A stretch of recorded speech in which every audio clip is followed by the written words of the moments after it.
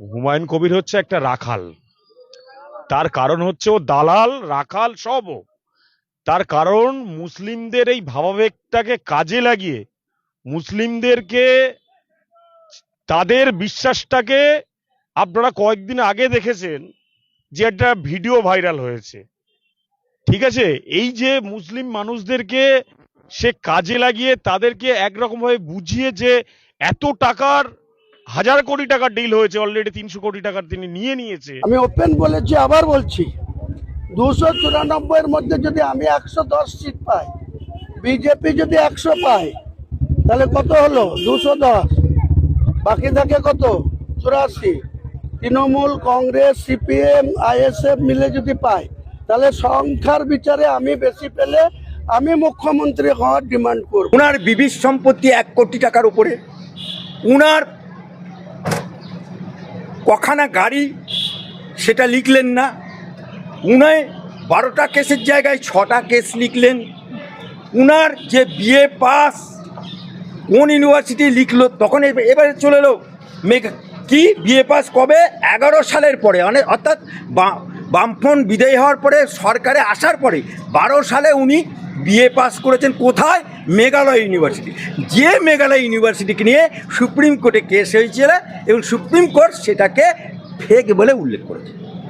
তাহলে ওনার BA পাসটাও logically fake. আবার 12টা কেসের জায়গায় 6টা লিখলেন। তাহলে এবং তার মধ্যে ইন্টারেস্টিং ম্যাটার হচ্ছে, একটা কেসে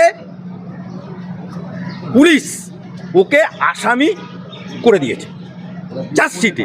সেই চার্জশিটে নারাজি ফাইল করতে কাজল শেখ আমার হাইকোর্টে উকিল দিয়ে মামলা লড়তে এসছে। এটি কাজল শেখের ফাটাবাসে মাথা আটকেছে, আজকে হুমায়ুনের একটি ফেক ভিডিওকে কেন্দ্র করে ওই 292 নম্বর হাসন কেন্দ্রে একজন প্রার্থী হয়েছে আমার হাইকোর্টের অ্যাডভোকেট, মহামান্য হাইকোর্টের অ্যাডভোকেট শহীদুজ্জামান। সে কিন্তু হাইকোর্টের অ্যাডভোকেট, সে ওই বিধানসভাতে লড়ছে। এখন ওর ওখানে মারগ্রামে একটি সভার আয়োজন করেছে।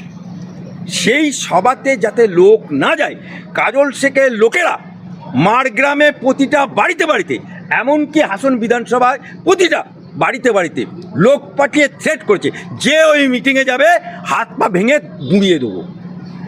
এত উন্নয়ন করেছে যে বাড়িতে গিয়ে থ্রেট করতে হচ্ছে হাত পা ভেঙে গুঁড়িয়ে দেবো। এত ভয় শহীদুজ্জামানকে, হাইকোর্টের উকিলকে এত ভয়।